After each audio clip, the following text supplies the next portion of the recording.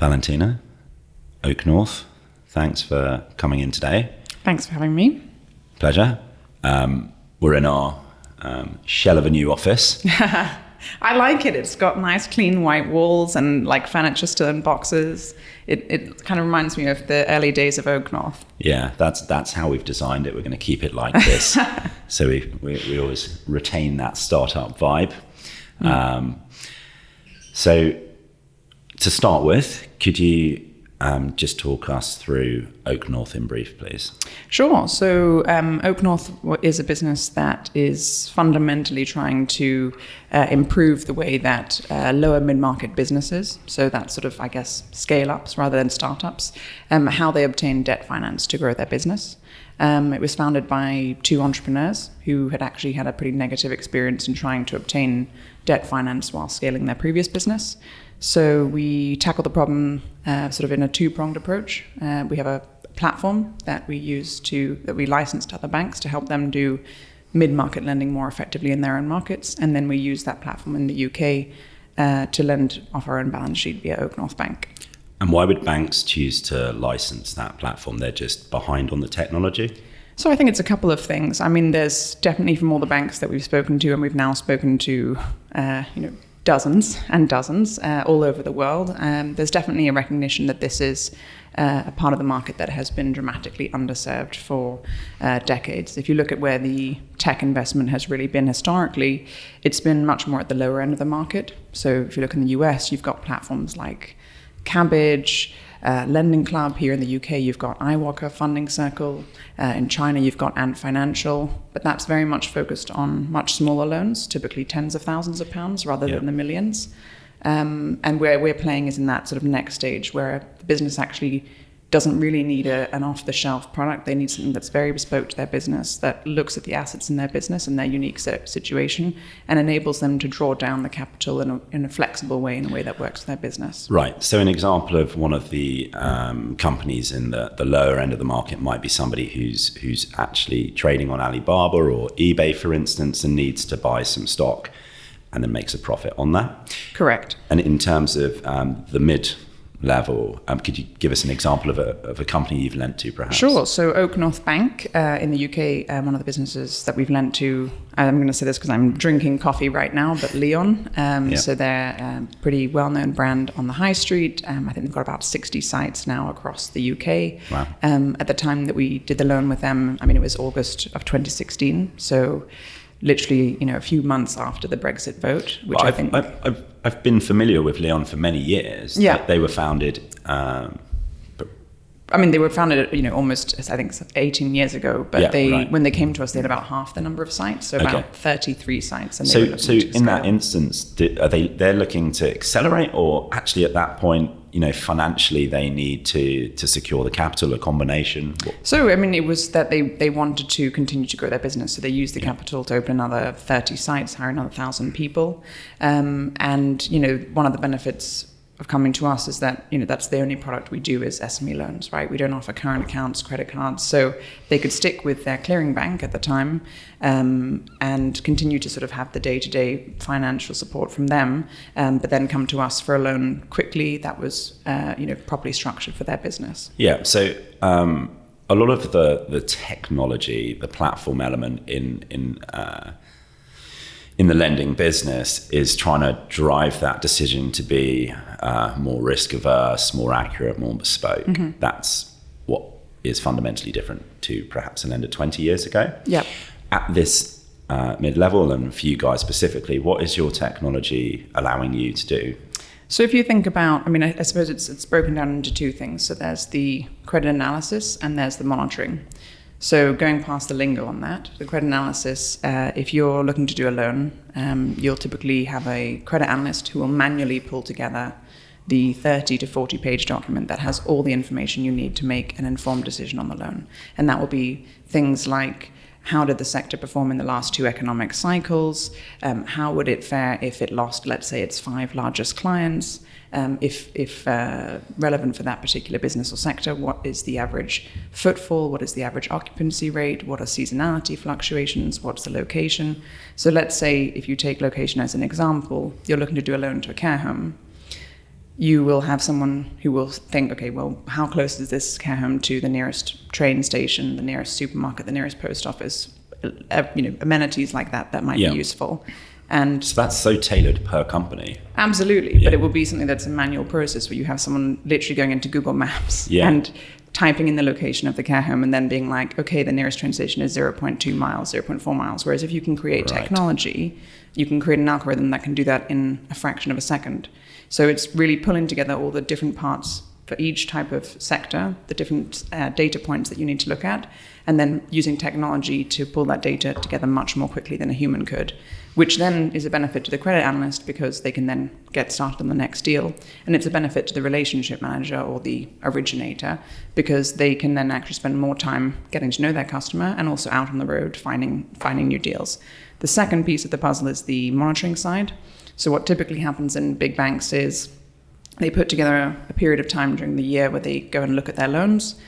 They go through the data and they say, okay, the monthly financial and operations data, and they say, okay, this looks good, or, oh, we actually had 4 late payments from this company, or actually this company is not doing very well at all. It looks like they're probably going to default now.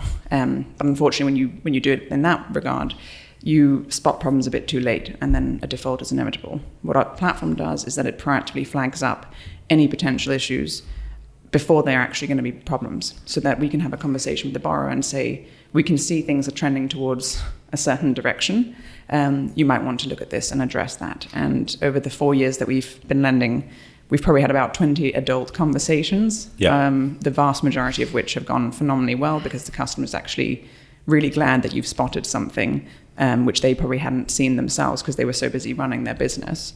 And then in the few instances where they disagree and they say, actually, I think our business is fine and I disagree with what the data is showing, then they can refinance with another bank. Yeah, okay.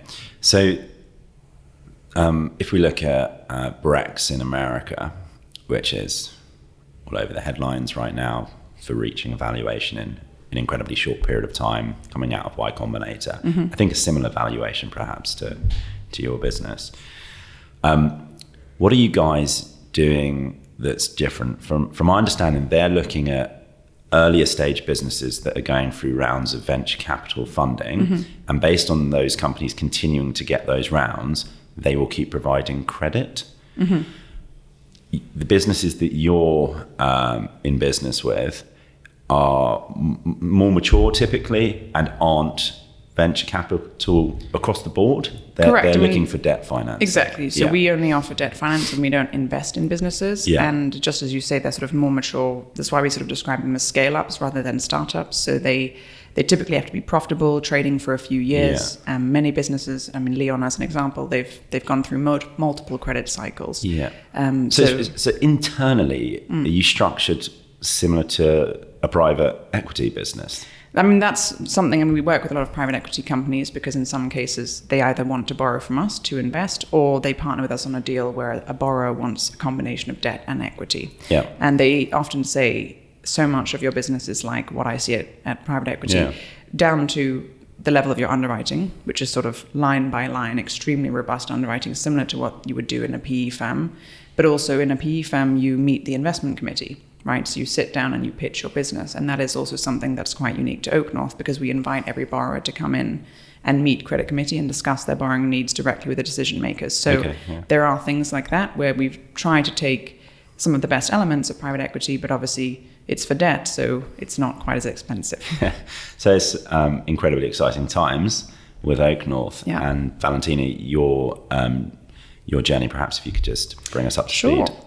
So I actually was working with Rishi and Joel, our co-founders, since summer of 2015. And that was really as a communications consultant.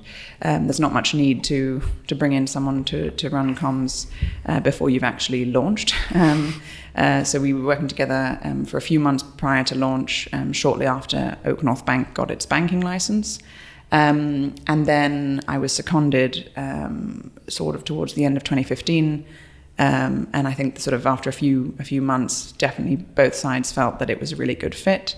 This was, when we were, less than 40 people. So very different company to where we are today. Not as nice offices as the ones we have. How many people are there now? 650 globally. Okay, yeah. And so that was really a good fit and a good cultural fit. And I definitely believe in the vision. I mean, I'm the daughter of an entrepreneur. So they're sort of the bravest people I know, and I know how difficult it is. So I have a huge amount of respect for entrepreneurs. And so I guess it's quite fitting that I would end up working for a bank or a company that is trying to help them ultimately.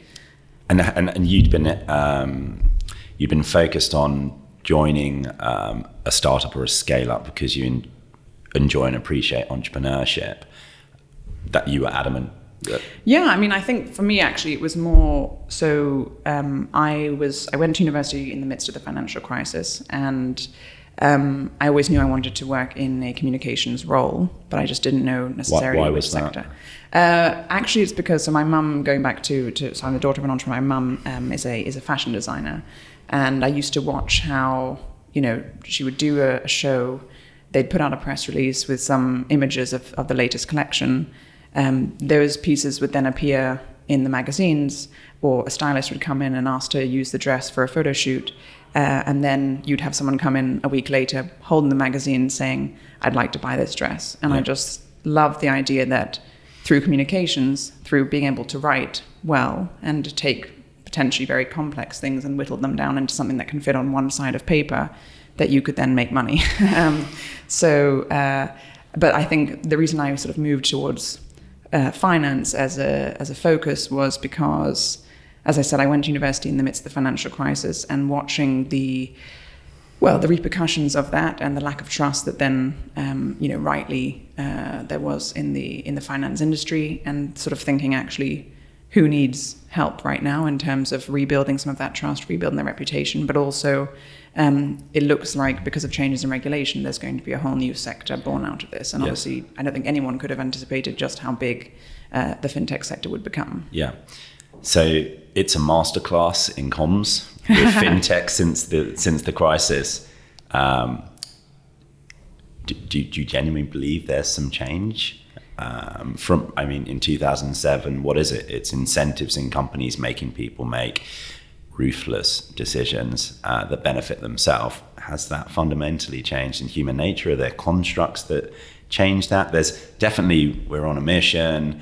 We want to make finance trusted because that makes business sense if you're trying to appeal to, let's say, consumers, which is the most headline-worthy part of fintech in London, probably. What's actually changed? Well, I think, firstly, there's been a lot of change in regulation in terms of actually accountability. So you've got things like the senior manager certification regime, which actually means that individuals have to be held accountable for their actions and the actions of their team. So none of what we saw post-crisis, which was, I wasn't aware of it, and lots of finger pointing, and ultimately very few people actually ending up, going to prison. And then the other thing is obviously regulation that has helped to open up the market for more competition. So OakNorth Bank was only able to really come to market because we were able to apply for a banking license. Obviously back in 2010, that was Metro Bank, the first UK bank to get a license in 150 years. Also my first client out of university. And that was very much why I sort of fell in love with the idea of disruptive finance. But then obviously you've seen in other sectors. So if you look in wealth management, you've got players such as Nutmeg. If you look in pensions, you've got new fintechs like PensionsBee. If you look at trading, stock trading, you've got players such as Free Trade, Robinhood, Revolut is obviously in that area. Yeah. So there's now such a broad market. When you talk about fintech, actually the umbrella of fintech, there's so many different strands of finance that can be applied to it. Yeah, exactly. We're trying to work out whether, as a search firm, we class ourselves as fintech specialists or whether we're, financial technology. And I'm sure as time moves forward, it's all one and the same. It's a fusion of the obvious platform that you put into a financial business and the technologies you operate through. So we've seen, let's say, the first 5 years of entrance to market taking or acquiring large amounts of business from the incumbents. How do you see that moving forward? That there will be a myriad of different outcomes, such as acquisitions, IPOs, companies going bust. But right now, there's a number of companies that are headline worthy that you've just listed through, what's the next 5 years for fintech or financial technology? So I think fintech has had a really good few years. I mean, it's the sector that's attracting the most investment. It's a sector that, in the UK, it's a sector that is attracting a lot of talent.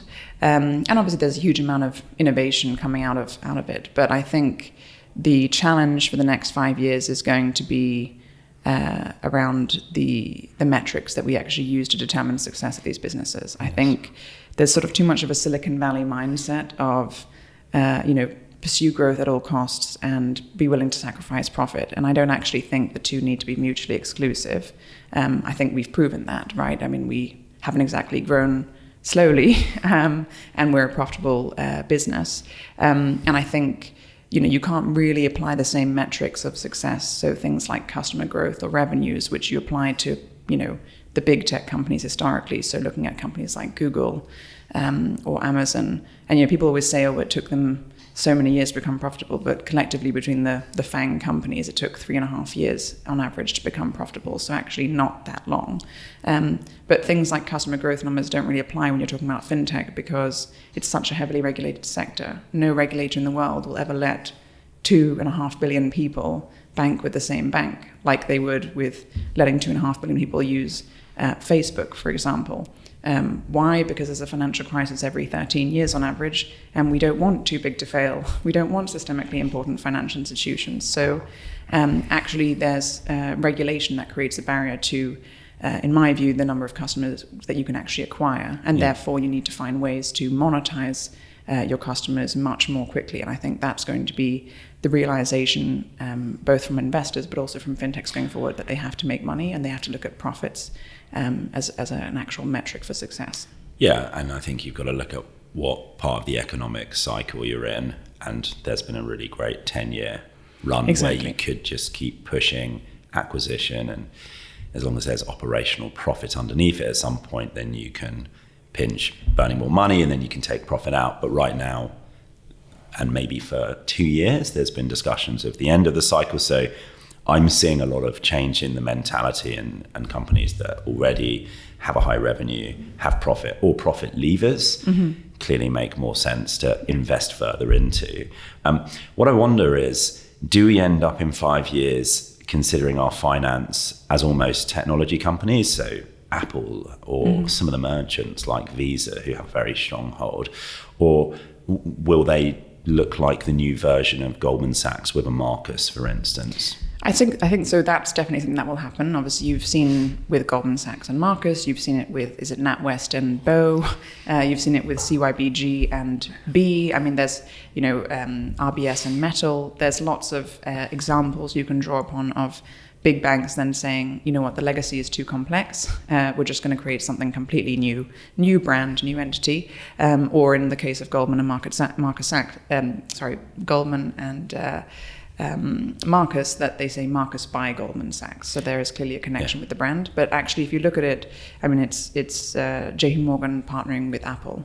Or Amazon, sorry. It's Goldman Sachs partnering with Apple. So you're seeing the big tech companies partnering with the big financial institutions much more than you're seeing big tech companies partnering with the small fintechs, because the small fintechs are still too new and a bit too early stage and don't quite have the customer numbers to make them interesting enough, quite frankly, to the FANG or the BAT companies. So from a individual who's looking to work in one or which of these type of dynamics, 5 years ago, like, you're almost an example of an outlier, right? You've come from at that exact point where there's a terrible situation happen in finance when you're in education. That's related to you, and you've had some commercial experience, and you've landed into a company that's just done incredibly well. Yeah. And it's been on that journey of like zero to fintech being, the hub in the world is in London.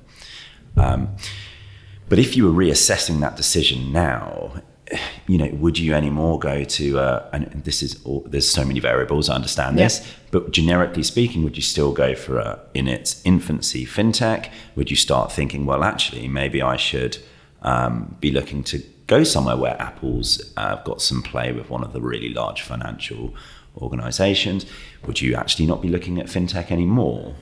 So I would definitely still be looking at FinTech. I think it just depends on where you are in your life stage and your risk appetite, I guess. Because at 21, when you're out of university, you don't have any kids, you probably don't have a mortgage to pay, you can afford to sort of take a risk on a startup.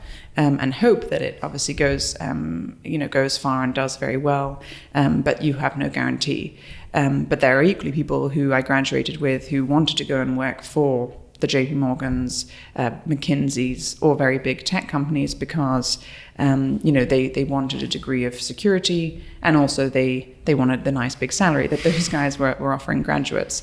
But I think if you're at this point now and you're maybe looking for a career change or looking to come into the sector, where I am now, almost 10 years on, I would say, well, actually, my entire risk profile is very different. I would want to join a company that I can see is doing well, and especially given what you've said about we're coming to the end of a cycle, I'd want to join a company that's profitable, because I'd be a bit too nervous that otherwise joining a company that's still very much in that early startup phase, that's still waiting for the next VC paycheck, that I would maybe be made redundant if things turn sour. And I really want that security of being in a company that's still new and innovative, because we're still only 4 years old, but we are able to offer that job security in a different way than some of the newer guys. And is that the experience at OakNorth that insanely credible grads are choosing you guys right now because you're at this very nice stage?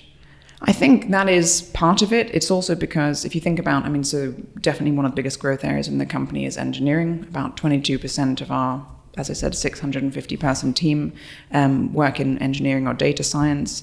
And, how do you get a fantastic engineer to join you versus going to Amazon or Google where they might have an offer? And I think, it's the fact that a lot of people do want to come in when it's sort of, we're not quite at floor zero, but we're definitely not, 100,000 plus organization like Google. So actually, a lot of people don't want to be engineer number 50,000 or 10,000, but actually they want to be in the first 1,000 employees and really make a difference and an impact on how the product's produced, but also working very closely with the founders.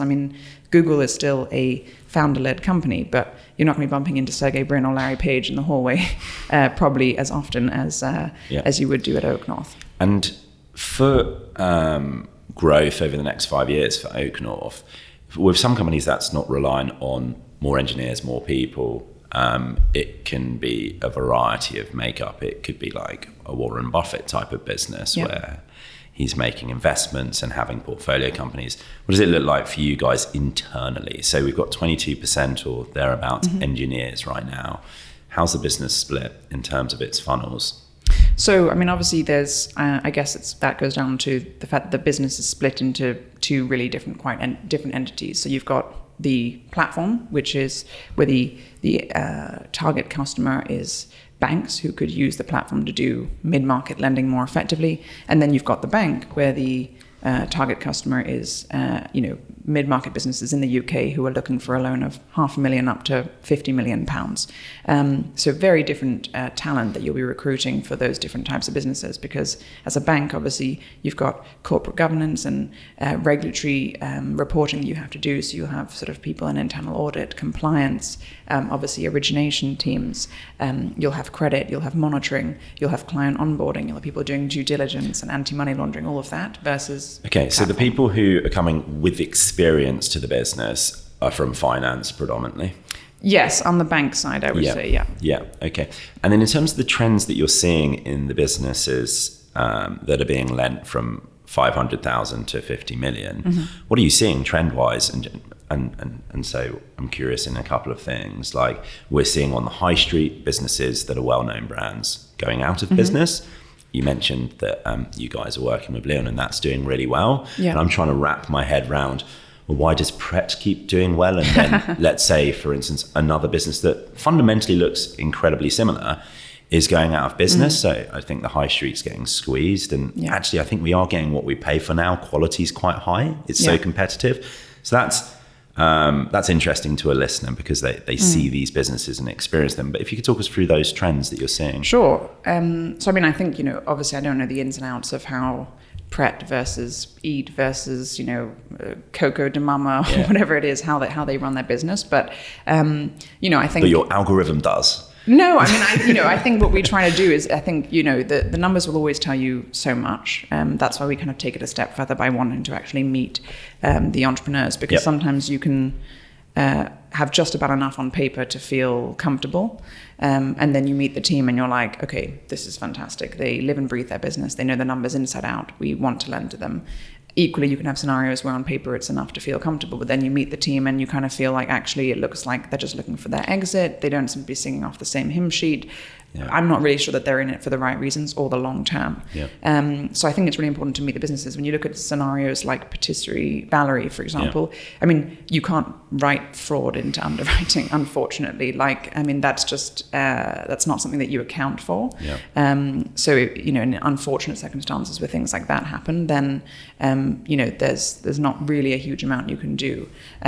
Versus obviously, what we try to do is look at businesses and, as we say, stress test, look at how they would fare if there was a downturn, if the pound kept on falling, if they lost their 5 biggest customers, depending on the type of business that they are, but also having a very diverse portfolio, right? So we have restaurants, hotels, bars, private equity firms, funds, schools, nurseries, care homes, property developers. So it's a very broad portfolio, and it's really across the UK. And are you seeing within any of those sections one or a couple that are more successful in this climate? So, I'll just list through some examples that aren't FinTech, for instance, because the interesting dynamic about your business, it could be gyms right now in London are booming.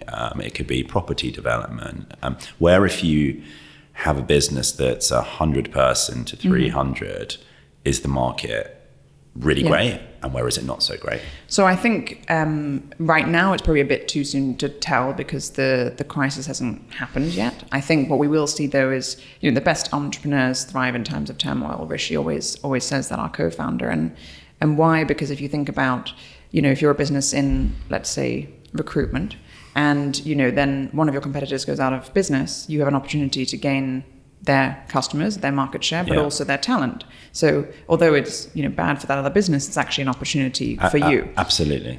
So in 2007, I was very much focused on the CRO suite. Yeah. Because in finance, in averse times that risk auditing is going to be cranked up. Yeah. Companies are going to look at portfolio acquisitions. And so actually risk analytics was fantastic. Yeah. And if you didn't have specialist search firms competing with you, you took that market. So it was a great time for us back then. And you're completely right. I assume that will apply again if you've got a few dynamics. One being that you're agile, so you can adapt. You're not reliant, and this is what you probably look at in the companies you're looking to lend to, that for instance they don't have 1 or 2 or 3 things where the carpet could be taken that then take them out of business. Exactly. Right? Diversity of client, that they're fundamentally profitable, and that's what I think over the next year or two would be interesting in FinTech.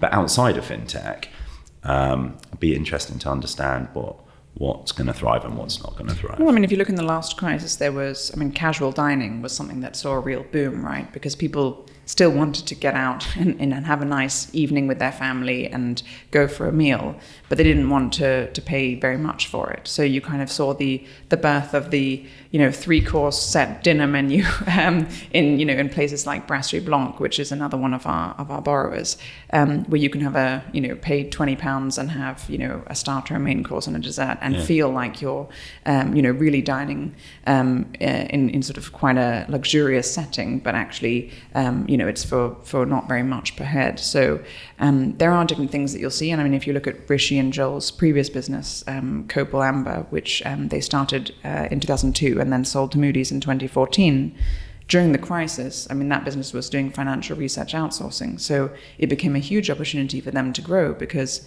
what happened was that their clients, the investment banks, the asset managers, they then started to want to outsource that research to companies like Copal, versus, paying to do it all internally, which was much more expensive. And so I think, that's an example where they continue to grow the business through the crisis, and then obviously build it up to a very successful business, 3,000 people, and we're able to sell it to Moody's in 2014. Yeah, that makes sense.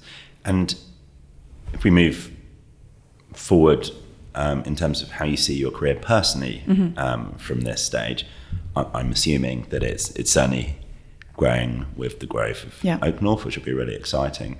But if we go further out, 5, 10, 15 years, do you feel like you'd like to be a founder yourself at some point? Do you have a particular thing, bringing comms to fashion with your mum at some point, collaborating?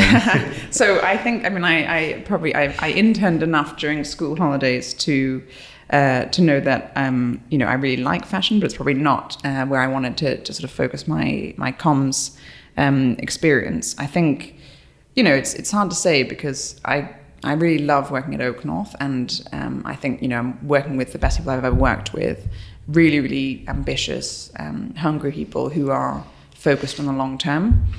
If I kind of, as you say, though, zoom out 15 years, will I want to do this all over again with a whole new startup and be there from pre-launch and, hopefully work with them to scale? It's exhausting, right?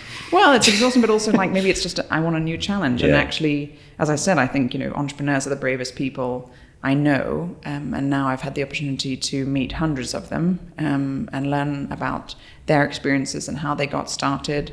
And also how they financed their growth. Yeah. I think, hopefully I'd be brave enough to give it a go. I'd like to think so. Clearly the traits of being a successful entrepreneur are something that I'm fascinated in, and it's partly what I'm trying to establish through this podcast. Yeah. What do you evaluate those to be in the entrepreneurs you see as successful? They all have different color, but some of the traits that are similar. So I think there's a couple of things. One thing you hear about so much in work is about work-life balance. And I just don't really like that term because I don't think the two are mutually exclusive. And actually, if you love your work, then it feels like a really important part of your life. And maybe that's because I grew up around, my mum, she was a single parent and an entrepreneur. So every time we went, for a holiday at the beach, she was still doing phone calls and, she was still sketching dresses and thinking about her next collection. So she was still working whilst on holiday, but because she loved it. And Rishi always jokes, when he comes back into the office, people after a holiday and people say, how was your holiday? And he goes, I'm always on holiday. And I think, that's one of the key things. If you're going to be, you have to absolutely love it because it takes over your entire life, and it's probably quite a lonely place because a lot of people, especially if they've never done it before, will never understand it. So you have to absolutely love what you're doing, and you have to believe that, that you can solve the problem, or you can bring whatever product it is to market, and you can create something that's better. And if you don't wholeheartedly believe it, then it's probably going to be very difficult to succeed. And I think you have to be, from what we see, obviously you have to be hungry. And that's another thing that Rishi and Joel talk about is sort of the hunger. It's like that burning desire to succeed. And what did that look like for you guys, both now and in the early days, slightly different, but, if we're being crude, this is extremely long work hours. Yeah. What else, if we could visualize that? So, I think, I wouldn't say it's necessarily extremely long work hours. It's what you can get out of it. But I think it's that if you do want to stay late in the office or switch on while you're supposed to be switching off, whether it's on the weekends or on holidays, that then you shouldn't feel guilty or like you're doing something wrong. I get a dopamine hit every time I get an email on my phone because it's probably something interesting, in the same way that someone might have if they get a like on Instagram. So, and I think that's also it. You have to be working with people who really love what they're doing, but certainly the founders have to. Do you put any controls, therefore, into that? Because otherwise you can just be switched on the whole time, particularly if it's something that you're really passionate about. And I understand your work-life balance, but if you want to have something that's purely social, if you want to have a lot of Silicon Valley guys, on a Sunday won't touch their phone, for Yeah. instance. It's in the press, isn't it? Like, don't go on Facebook and Exactly. Twitter the whole time. Have you got any of those controls or any routines that you think makes you hyper productive when you're switched on, but then allows you to have some rest? So I think I'm much more a morning person. So, mine is trying to get into the office, ideally by about 8, so that I have, a good hour at my desk before people really are in. Distracting you. Yeah, and then I can start to kind of answer emails, tackle the day. Yeah. I try not to make my phone the first thing I look at in the morning, but it often is, being totally honest about it. But no, I think I've been much better recently at sort of just putting my phone down, a few hours before bed, and not looking at it, not checking emails constantly until I go to sleep, but trying to wind down a bit, and then not making the thing I do before bed another activity in front of a screen. So not watching telly before bed, but instead, reading a book, which has been, I found I'm sleeping much better, but I slept pretty well to begin with anyway. So I got rid of my TV. I didn't get rid of it. I put it into a room where I don't use it because I couldn't quite go to that extreme. So that's about several months ago. Yeah. And what I found is 90% of the time I'm probably happy with that decision. I find that I feel that I'm really sleepy earlier, whereas sometimes TV or radio or distractions can just, you push on for another hour and a half, and then you don't get quite as much sleep. So it's worked really well. The net effect is that then I'm waking up earlier, having had a better sleep, because I'm embracing some boredom in my evenings, actually, which I'm not sure is a terrible thing. And then 10% of the time, I just really crave, I just want to switch off and watch a program, which is the unhealthy bit. So I don't. We'll see how that goes. I recently also got a Peloton. Oh yes, yeah. Because I don't like spinning. Yeah. At the moment, with a startup, I have a daughter who's about to be a year old. So it's all really intense. I need to get the exercise. So I walk to and from work if it's not raining. Yeah. And then having this Peloton is awesome because you can just jump on that for 15 or 30 minutes, like every other day. Yeah. And I find that's really healthy if your job is sitting there analysing, going to meetings. A lot of my work as a headhunter is building rapport, having a meal, which isn't particularly healthy, but it's where networking happens. Yeah. The in-person element is super important. Yeah. So in terms of fun right now, what are you up to outside of work? I know work is fun. And you don't believe in work-life balance, but no, I think you should have a balance, but I think it should be maybe work-rest balance is a better word or a better way to phrase it, because I feel like work should be an important part of your life, and if it's not, then you probably need to change your job. Yeah, or you're just probably not going to be that successful, and some people are hell-bent on being really successful. So I'm actually going on a holiday on Monday to Florida for 2 weeks. Oh, nice. I'm very excited about that. And I will have to switch off at some point because of the time difference. Yep. And then actually at the end of the year, I'm going to Costa Rica. So just after Christmas and for New Year. So those are kind of two things that I've been really, really looking forward to. I wanted to go to Costa Rica for like my whole life, basically. But I think it's the same thing. You have to obviously find time to spend time with friends, family, your partner, doing exercise, as you say. I'm quite big into hikes. Nice. So, and actually OakNorth has arranged a few hikes. So we've done trips up Snowdon, Scuffle Pike. Wow. And I went with my boyfriend to Crete in September. We did a hike there, but I actually wasn't wearing the best footwear. So I had to give my feet a little bit of a break after that. Excuses. Yeah, exactly. Excuses, yeah. Fantastic. Well, look, thank you so much for coming in. It's really insightful. Really exciting times for both you and OakNorth. And we'll catch up soon. Perfect.